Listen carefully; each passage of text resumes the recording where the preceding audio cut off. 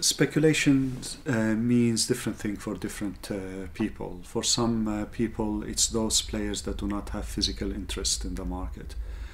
For others, it refers to manipulation of the market, so they tend to equate speculation with manipulation.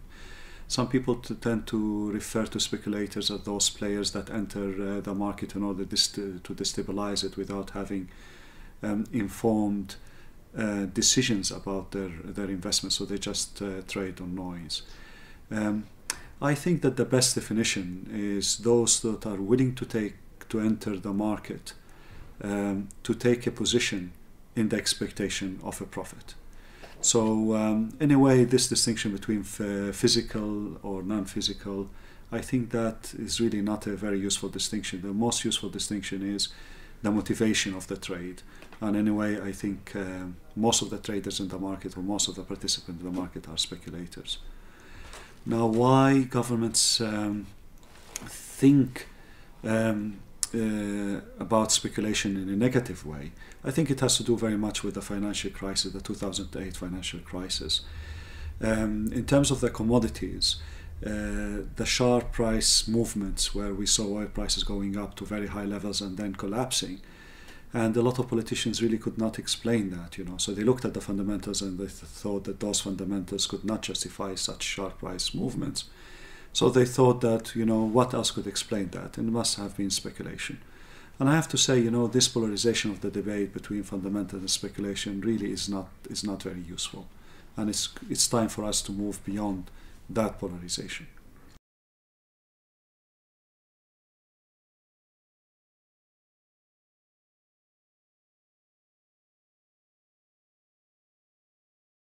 Actually, no, the clock cannot be turned backwards, not at all. I think those players have become a very important part of the market. They're likely to continue to play a very important role.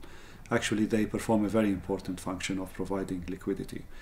And I would say that those players have been there for a very long time. I think a very significant change in the oil market has been the period of 1985-1986, when the OPEC administration pricing system collapsed, and that actually allowed new players to enter into the market as new benchmarks emerge in the North Sea around Brent, in the US around WTI.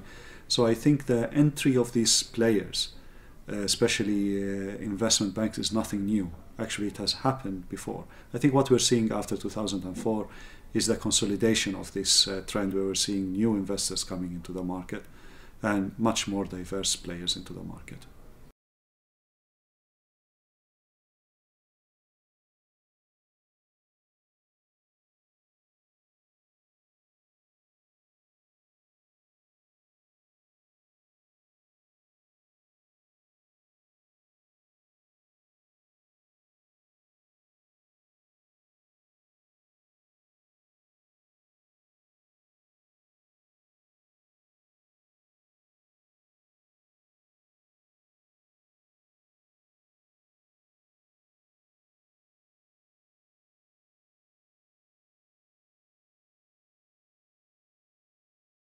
I would say that the $100 actually is not firmly set. Oil prices can go up or they can go down.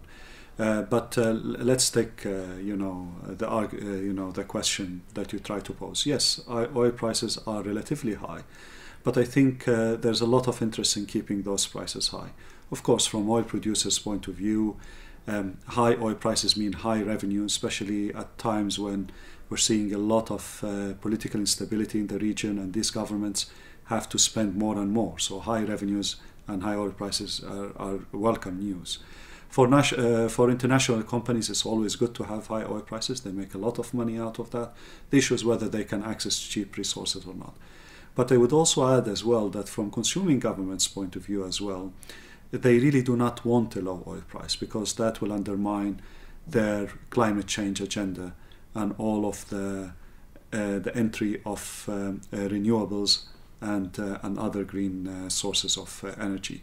So in order to maintain the climate change agenda, in order to enhance, you really need a high oil price.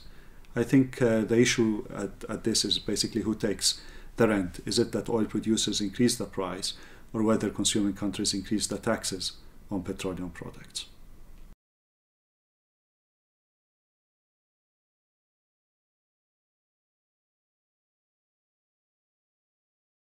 I wouldn't say that. What we have witnessed in 2009 onwards is that oil price moves within implicit bands. So between October 2009 and October 2010, the prices stayed within the $70 to $80 price range. Then recently we have seen the price also move within 100 to 115 price range.